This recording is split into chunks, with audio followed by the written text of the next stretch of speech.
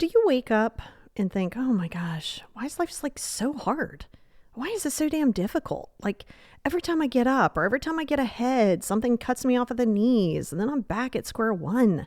And then you find yourself in that loop, or someone does something that you feel was wrong to you. And then you're walking around in the defensive and you're chronically living in the defensive. Well, that's what we're going to chat about today. Welcome to episode 64 of the Positivity Experience. The ways that you're making your life harder and how to stop doing it.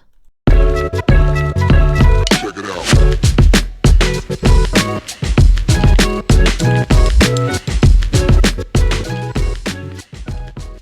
Hey everybody, and welcome to episode 64 of the Positivity Experience. It's your girl Lori, and it is March, right? It has been March, I guess, and we just passed St. Patrick's Day. And I don't know where you are in your neck of the woods, but over here in the Northern Hemisphere, it's starting to get spring. And spring for us here is very erratic. Like we can have 75-degree days and then a 35-degree day, which is normal, but it's fun. It's like a fun fluctuation, and the layer weather is kind of hard to dress for, but it's awesome. And for my lovely friends down in the Southern Hemisphere, I know that you're going to start getting into your cooler seasons, but I am here for it. And that's the thing, is I wanted to thank all of you. You know, I've gotten so many amazing messages for people who are either in Ukraine or right outside of Ukraine who have been listening to the podcast. And the words that you guys have sent to me has been amazing. I'm grateful, right? That in the midst of everything that's going on, that you're finding a little bit of light. And saying that I'm the beacon of that light is just amazing. And just know that, I am here to do whatever I can do for you guys. And I love you guys. And apparently so does the cat. So if you just heard a meow, that's Ezra. And he was co-signing that. But I do want to talk to you guys today about how you guys are making your life harder. And this is where I think people find it difficult, right? Because inherently, I think as just normal human behavior, we need a why, right? Like in our brain, we tell ourselves, actually, we don't need the why. We tell ourselves we need the why. And I think that is kind of breeded into you, right? Like, tell me why you did this. Or, you're asking, hey, well, why do we do this? That's different, right? Like if you're asking, why does such and such happen? Or why does this work? Or, something that's going to be educational, absolutely. Always ask why. Always need to know, why do we do Control-Alt-Delete to reset the computer, right? Because that's what we do when things aren't going right. Why do we do that, right? So that's different. But if it's like, why did this person say this? Why did this person react this way? Why did they not react this way? Why did somebody not fill in the blank, right? When you are living in that space, that's going to make your life harder, which there are many ways that you make your life harder. And, this is where you are going to have to really take some accountability for yourselves if in fact you are on your growth journey. If you're not there yet, that's perfectly fine. This isn't to make you feel bad. This isn't to be like, oh my God, I'm not even there yet. That's perfectly fine. But you will always have this is episode 64, to come back to, like different parts of your journey. But if you are, however, at this part where you're like, I am so tired of feeling miserable and feeling on the defense from the second I wake up, then this is absolutely for you, right? Now, I am going to call you out on a few things because that's just how your girl rolls. And I do that out of love, because you have to be able to see and understand that you are 1000% in control of your mindset and how you respond to things. Yeah, sure. There might be other things that make it a little bit more difficult. Your anxiety, your depression, if you're bipolar, of course, there's going to be things that might make this a little bit more difficult, but not doable, right? So that's the thing. Right? This is why we don't get caught up in our diagnoses. If you've been diagnosed with something mentally, you don't get to live in it. You don't get to say, well, I can't do that because I have anxiety, right? No, now you're giving into that anxiety, right? So that is one way in which you do make your life harder, right? Is to kind of give in to what's going on with you, especially Not so much medically, right? Because sometimes with medical things, like you just might not physically be capable of doing something. Mentally, it's a little bit different, okay? Doesn't make it better, doesn't make it worse. But what I'm saying is you have to be careful when you start feeding into whatever diagnoses or whatever diagnoses you think you have. And I say that because you get on Google or you watch a TikTok or you listen to a podcast and all of a sudden you're like, this is what I have. Yeah, you're not going to self-diagnose. Stop it. That is not healthy. It is not beneficial. And you keep moving the goalposts. You keep looking for the reasons why you feel this way. In turn, trying to find a space to say, this is a reason why. Now we have a place to push blame. Okay. And I am going to use the word blame because that's what we do, right? If you've had past trauma, which every human has had some form of trauma, right? So with the past trauma, you say, well, I'm this way because this happened, or I'm this way because this didn't happen. Okay, that might be valid, right? You might be where you are today because of something that has happened or something that went down. Facts.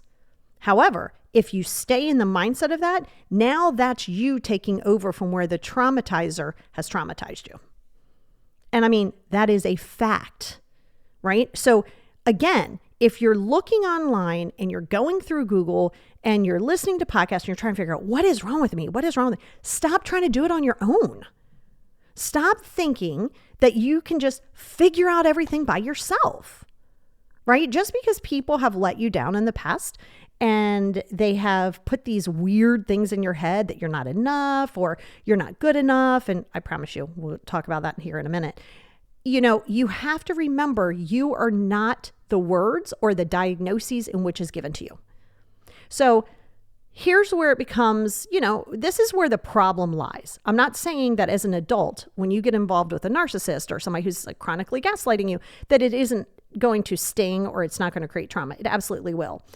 Where it's, I don't want to say more problematic, but more ingrained because it's had a longer time to be in there, is in your childhood, right? Because in your childhood, you don't know that you have your own power because you don't have the power to go to the grocery store, to go shopping and find your food. Yeah, that's true. So that's where that codependency starts to get developed, especially if you haven't had it. So then you fast forward ahead, you come into your 20s and 30s, you're in a relationship, you're codependent on your partner, and now you think your partner should be super empathetic and sympathetic and just go, okay, well, I realize that you didn't have this in your childhood. I'm going to make sure that you are secure in knowing that I'm not going to do that. That is not their responsibility. And that's how you're making your life harder in that situation, right? So if you just look at some of the things that we just talked about in the first 8 minutes of this podcast, is there's so many ways in which we already have started to uncover on how you're making your life more difficult. You're either living in your trauma, right? And living in your trauma, that is not ever going to serve your best and highest good. Okay. You are Googling things or you're trying to find an absolute reason why you feel the way you do, what's quote unquote wrong with you. And these are the things, right? And then carrying these expectations from whatever traumas that you had in your childhood or younger age or even yesterday into future relationships and into your life every day. So this is where that living in your trauma thing comes into play. And this is hard for people to hear, but you got to hear it because you don't remember. And I've said this to you and I have chapters on this, and it is never your responsibility for the trauma that has been inflicted on you. That is a fact, 100% true. I validate you. What you feel was real, even if other people told you it wasn't. How you feel is how you feel. Okay? Valid. Now that we have that pin in the little paper on the wall, now I got to tell you, you healing it and not living in it is 10,000% your responsibility.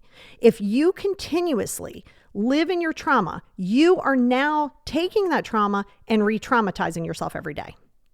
And this is how you make yourself harder because you have told yourself, I am broken because I was molested. I am broken because I have anxiety disorder. I am not enough because my mom said I wasn't enough and she always compared me to my siblings. the list is endless.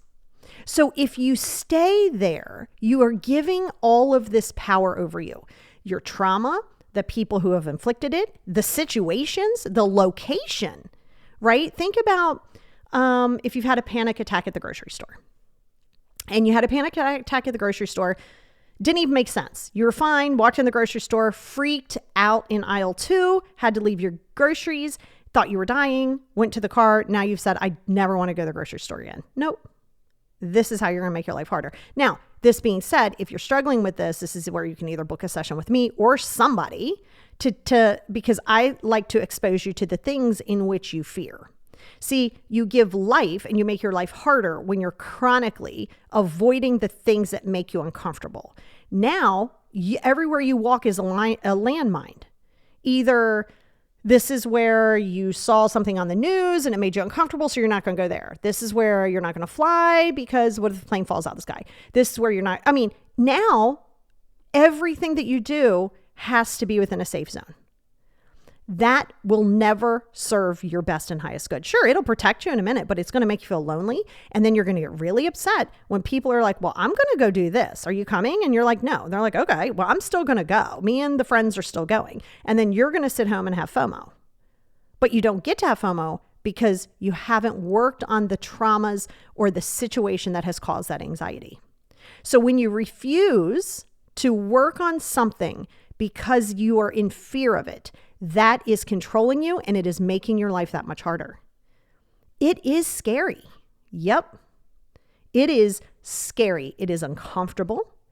Not only will you feel uncomfortable, it may provoke more anxiety. And often it does. But on the other side of that anxiety and that fear and that uncertainty is where your power lies. So if you find yourself, we're going to do a fake scenario. Well, it's probably a real scenario. For some of you, you'll be like, you just described my life, and that's okay. This is not to make you feel bad. This is not to make you feel less than. This is to bring awareness that you have way more power than you even think that you have, because you've been told or you've now given in to this rhetoric as though you're not enough and all of these things. So let's do this scenario. Okay, so let's say in your childhood, you and your 3 siblings, you always seem to be the black sheep, right? It was always like the siblings were always kind of ganging up on you and your parents were always siding with them. You felt like your voice wasn't heard. This goes on and on and on. Now you're 36. And even though your siblings were quote unquote the golden children, you are the one that your parents call for everything. Hey, can you help me with this? Hey, I need your help with this, right? You find that you are now clamoring for this acceptance, because when you are chronically a people pleaser, you're chronically trying to get the acceptance. Yet we are so going to take the pin out of that here in a second. So you have to understand that when that happens, now you might be like, I don't understand. I have always tried to do my best. I wasn't good enough, but yet here they are. And I still feel like I'm not being good enough. Your feelings are valid to you. However, it is not anybody else's responsibility for your feelings. You don't have to like it, but it's facts. No one else is responsible for your feelings. So now let's say you're there, right? And you're people pleasing and you're changing your stuff and you didn't even move out of the state because, you're still seeking that approval. Right?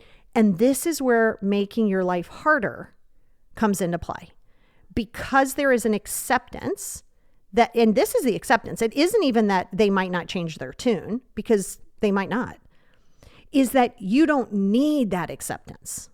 See, you make your life more difficult when you think that someone else, including your parents, someone else's acceptance of you is what's going to validate you. But here's the facts. You are here on the planet. It's like, I think the odds of being born is like 1 in 400 quadrillion or some crazy number, but you're here. When hurt people are hurt, when they don't have the tools, when they are not equipped emotionally or even in their own headspace to teach you said tools, whatever the tools are, right?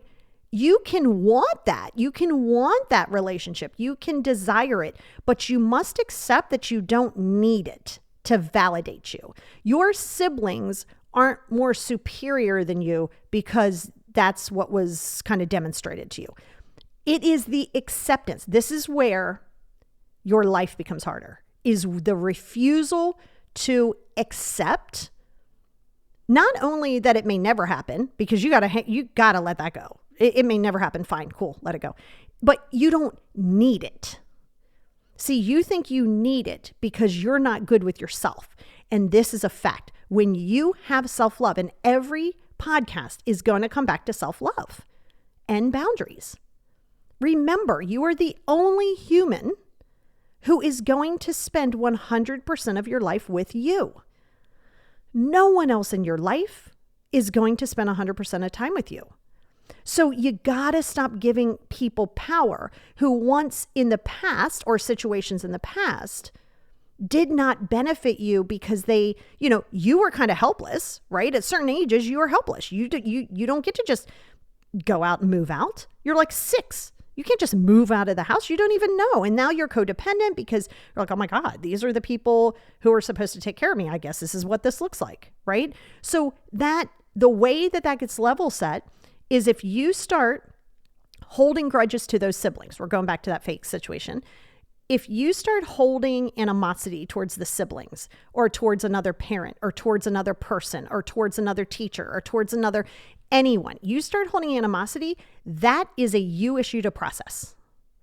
This is not saying that you're wrong for feeling a certain way. Never saying that.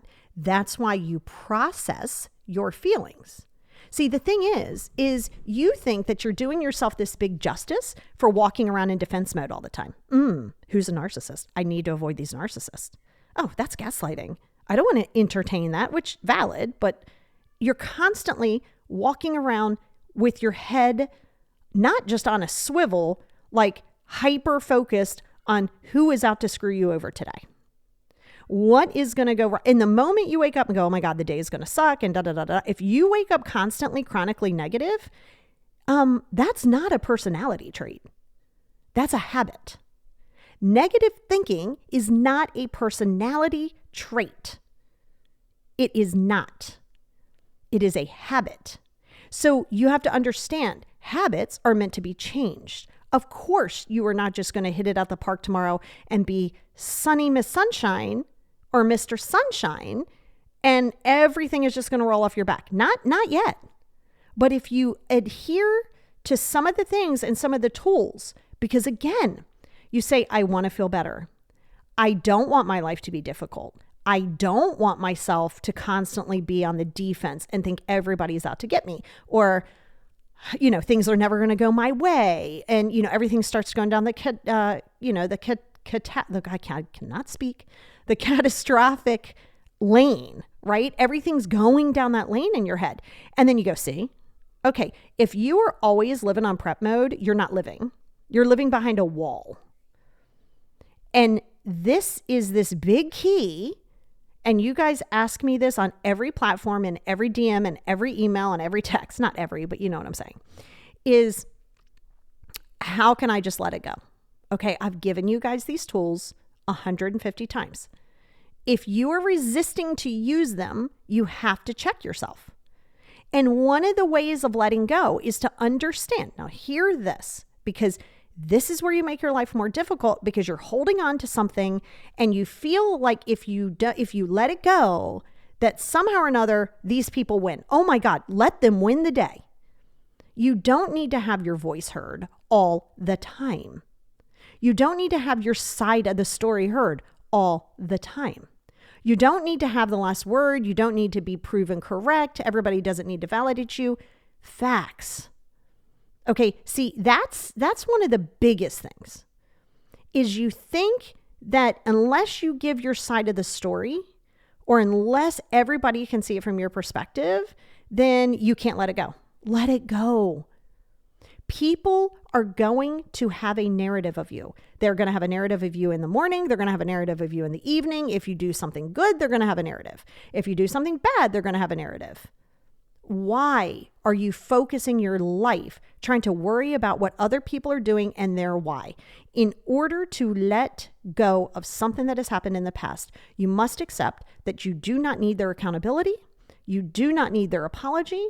You do not need to hold out hope that, oh my God, one day they'll change. Because if you do that, you will never let go.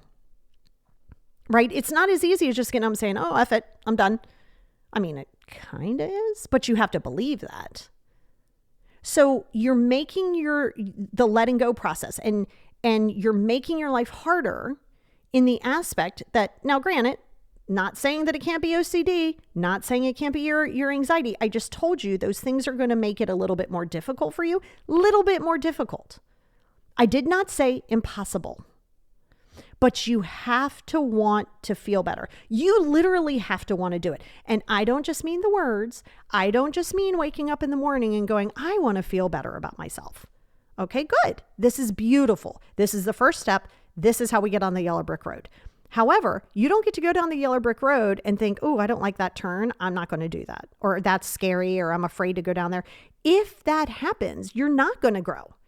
And you're going to stay in a space where you're trying to figure out people's why, or why is this person not, well, it still goes to a why, I guess, the whys, the what ifs, the should haves, the what could happens, like all of these things until you can accept, right? Acceptance is always going to be this thing when it comes to letting things go. Accepting that you may never hear the response that you want. Accepting that people are not you. They don't have to respond the way that you have to respond. And here's a big one. Here's a big one. No one is responsible for your feelings. And you're not responsible for theirs. So the moment you start to set a boundary, if you are not in a space where you have yourself as a priority and you try to set a boundary and someone goes, that's rude. And you go, oh my God, I don't want them thinking I'm rude. Why? Why are you so? Because they're going to think that your boundaries are rude. They're going to think that you protecting your peace is rude. Yes. Going to happen, accept it. You don't need their approval to set your boundaries. And your boundaries aren't walls. We've talked about this before. A wall is where you're like, no one's ever going to hurt me again. There's no growth there. If you're living in the defense, you're not living. And remember, the best defense is a good offense. And I don't mean live on the offensive. I'm simply saying if you do your due diligence and every single day, 365 days of the year, you're doing your gratitude journaling, you're doing your positive and negative journaling, you have your data dump journal by the bed, you're tracking your moods in your mood journal. If you are doing that and you're doing it with intention, I don't mean just get up and go, okay, it's on my schedule. Got to do my gratitude journal. Okay, it's not just meant to just be thrown into your schedule.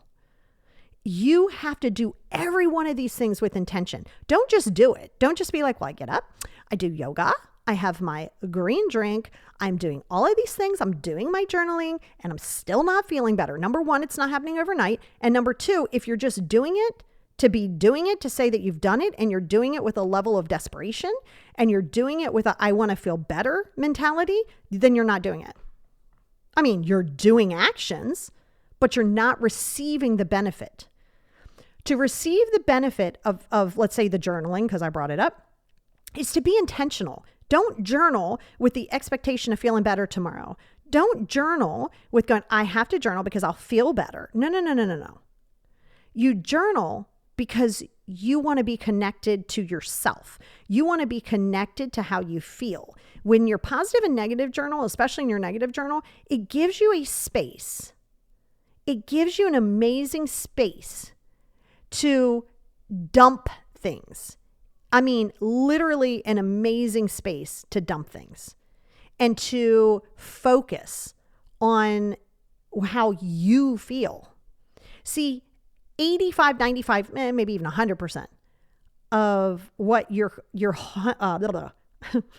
cannot speak. And I think it's because of my allergies, because I literally can not even form a sentence today.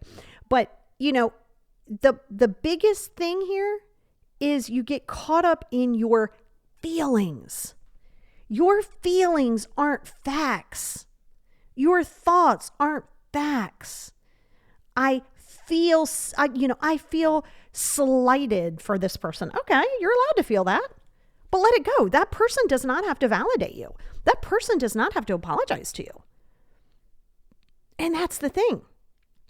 You have to do things with intention, right? So here's the key. I'm going to give you some tools here. Okay. Here's some things that are absolutely going to help you. Not just a little, will absolutely help you. Overnight? No, not going to happen overnight. Will it take time? Yes. Well, it's only going to be as effective as you are consistent. So if you only do this when you're all geared up, you listen to the podcast, you're all motivated, you're going to go do this because motivation's bullshit anyway. And you're going to go do all of these things and everything's great. And then next week you're like, oh God, I don't feel like doing it. Okay. Well, that's on you. That's on you. No one owes you anything to be like, hey, did you do it? Did you do it? Like nobody's going to do it. Okay. So is to commit to being intentional with your own self. When you go for a walk, be intentional on going for a walk. If you are working out, go on there and work out. It's kind of like if I don't always work out 7 days a week. I'm not going to do that. It's just not mentally healthy for me.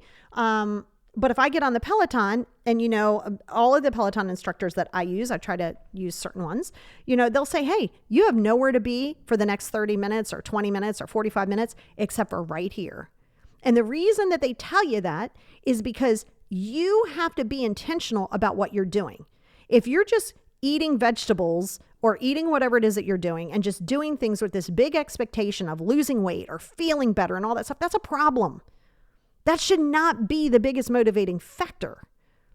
The biggest motivating factor is not the end result. It is the journey. It is going, whoa, okay, and maybe I ate a whole bag of chips today. I'm not going to beat myself up about it. I'm not going to throw out whatever my new eating pattern is. That's fine. It is what it is. You accept it. You don't judge it. You don't go, oh my gosh, I suck. I can't stick to a diet. First of all, not a big fan of diets. As a health coach, I like ways of eating, but let's say you're shifting it to try to eat healthier. That's fine. That's beautiful. Okay. So you have 3 Twinkies. So it is what it is. Okay. You get up, dust your shoulders off and keep it moving. So you're making your life harder because you want these instant gratifications. You want people to validate how you're feeling. They don't have to. They can say, hey, I'm really sorry that you feel that way. Oh, I say that a lot. If people get offended or they take it some kind of way or whatever, I'll be like, oh, I'm sorry you feel that way. I'm not sorry for what I said. Because if what I say, I'm going to stick to it. I'm not going to say I'm sorry if I'm not sorry. And you got to stop doing that too. See, one of the ways that you're making it harder for yourself is thinking that you're going to please everybody. It's not going to happen. Not. Let me tell you, it's 100% not going to happen. And if you bank your entire life based on trying to please someone else, you are never pleasing yourself. Okay? And you're making it harder on you when you think that other people hold that control and power over you to make you feel whole. They're a beautiful icing to the cake. But you, my loves, are the cake. You're the eggs, you're the flour, you're the sugar, you're the baking soda, you're maybe the baking powder, you are the vanilla. You are those things. When you start pleasing everybody, you don't even have a pan to put the cake in. Now you got to go ask Billy, hey, can I borrow the pan? Now you have to go ask your mom, hey, can I have a few eggs? Hey, now you're going to go ask your coworkers, can I get some salt? Okay, because now you are asking everyone else to give you the ingredients to your life. And yes, that can come from trauma. Yes, that can come from not having the tools. We're back there where we started. Valid. You and your experience is valid. One of the biggest things, especially if I deal with clients who, like myself, had molestation, they go, oh my God, people just didn't believe me. Fine. Maybe that's the case. Sometimes people don't not believe it. They just don't want, somehow or another, they think it's about them. You know what I mean? And that's just human sometimes. They think it's about them and that it looks bad if it comes out that their husband molested you. And then now it becomes problematic. So then you go, but no one believed me. But it existed. And in that moment, it was very lonely and it was scary and it sucked. I am validating it. I hear you. I lived it and I'm with you. However, you cannot stay there. You cannot stay in that headspace, because then and that's why you do inner child work, but that's why I do shadow work with people. So if you're asking shadow work, think of inner child work, but on steroids, right? So a lot of shamans like myself, we really help people with shadow work. And people say, can I do this on my own? I always recommend no, because you're only going to, because true shadow work, true on full on shadow work is going to be anxiety provoking. It's going to be scary. You might have nightmares. This might continue for a short period of time or a longer period of time, depending on how much you embrace it. So you can't do it on your own, but you have to be willing to do it. So unless you're at the space to be like, okay, I really want to uncover things, even things that you can't remember, right? But let's say the things that you can remember and they were just super traumatic. If you're not willing to go back there and kind of rip off that Band-Aid and pour salt in the wound and just kind of get into it and clean it and heal it the correct way and then stitch it up and know it's going to still take time to heal, but then it's going to feel so much better. There'll be a little scar there, but you can look at the scar and you're aware of what it is. If you're not ready to do that because you fear it or you fear you might lose people, that's where you better focus now. You have to focus. Why are you so dependent on the care and the care, meaning not like physical care. I'm saying like they're caring, like they care about it, like their care and their focus on your life, because you're giving your power away. The moment you won't forgive, and I don't mean pick up the phone and go, hey, like I totally forgive you. I'm not saying that. But when you can accept the art of letting go, releasing these people and situations wholeheartedly, which again takes practice, takes tools, consistently using these tools. Okay. Unless you are willing to do that, you are going to stay stuck. You know, it's kind of like when people say to me, I'm afraid to take my antidepressants or I'm afraid to take my mental medication.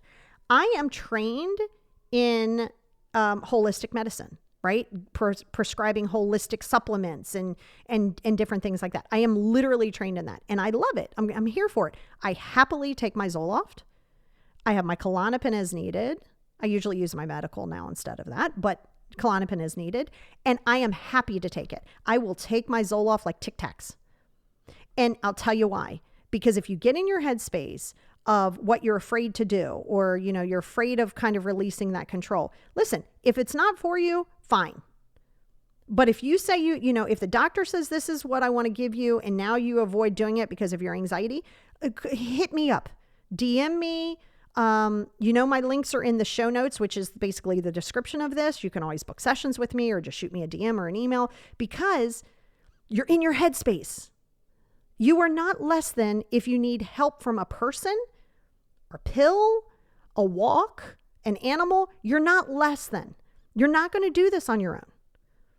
You're not. You cannot just heal yourself because you feel like you're ready to heal yourself by yourself. It's just not going to happen. Because again, you're only going to be doing so from a place that makes you comfy. It's not about being comfy. So I need you guys to stop making your life harder than it needs to be. I have literally and will continuously give you tools. I can't make you use them. And I don't want you to use them with the expectation of, if I use these, I'm going to feel better. That's an expectation. And I promise you, we will do an entire podcast on staying positive. That too, but staying present. You know, I have, I'm going to be doing another video, which I already have kind of done, but not all the way, on YouTube on a little bit of a meditation that's going to help you stay present. But if you refuse to let go of the past and get so concerned on the future, right? And again, it can be medical, right? That can be a lot of anxiety, a lot of depression, valid, but there's treatment for that. You're not a lost cause, but you can't live in the woe is me either. You can't live in your past trauma. You can't live in the expectation that every human that you face in this lifetime is going to screw you over. That's for you to process. Accepting that by releasing the expectation of an apology or an expectation of a why, somebody giving you their why, you got to release it Until you release it, you're going to stay stuck. There is no scenario where you hold on to it and you get abundance and you grow. Nope, not one. Not one. Because you're going to be growing into a weird branch that you think that you're growing, but you're still growing with expectation. The art of true happy life, do you want me to give you this big secret to life? Everybody wants this big secret to life. Is to live your best life in kindness, in gratitude, in acceptance of others and self. I didn't say you have to go be their best friend. And to really learn your lessons. Whatever these lessons are that are given to you in life, learn them, see them, grow from them, and pay it forward. But at no point is part of that stay stuck in your mindset. And no human, regardless of what has happened to you, no human now, as you've grown and you're here today, has the power over your mindset. Over your mindset. I get it. You had a shit time. You had shit life. But if you stay in the shit life mentality, you can't see the sun. You're always going to look at everybody else's grass and say it's greener. You're always going to look at everybody else's life and say it's so much better than yours. And, here's a harsh reality. No one's coming to save you. No one's coming to make it better for you. No one's and what I mean by that is no one's going to be like, oh my God, I'm super sorry. And I'm here and I feel so sorry for you. And I'm going to bend over backwards to prove myself. Not happening. And stop expecting it. And stop thinking that your peace and your joy and your happiness relies upon somebody else's acceptability of you and validation of you. Because honestly, who cares if they accept you? If you're not accepting yourself, it doesn't matter, because now they're only accepting some weird version of you that they think is the right version because it makes them comfortable, but it's not the right version because you don't even know who you are. So let's get it together. Okay? Let's focus on not making your life harder. Let's focus on the free resources that you have, which is consistency. Screw motivation. It's not a real thing. You do it even when you don't want to do it. You get up and you journal. You're in your gratitude journal. Make that, let's start as a baby step. Grab your gratitude journal. Total separate journal. Nothing else goes in there. Gratitude. Not just for the big things, little things. The wind blowing, the way the bud is going on the tree, finding your matching sock, ordering your new bathing suit, whatever. Okay? Do that and commit to it 365 days a year. Set a timer on your phone. Pen to pad, do it every morning. I don't want to hear you're busy. I don't want to hear you don't feel like doing it. I mean, assuming that you're capable of writing, right? If you're capable, physically capable of doing this, you can do it. Because when you don't follow through with yourself and you put everybody else on the front burner and you on the back burner, you will never find that secret to life, ever. It's just not going to happen. So in closing of that, stop making your life harder. Why do bad things happen to good people? Couldn't tell you. Are you going to sit there and focus on it? You going to sit there and worry about it? No, you can't.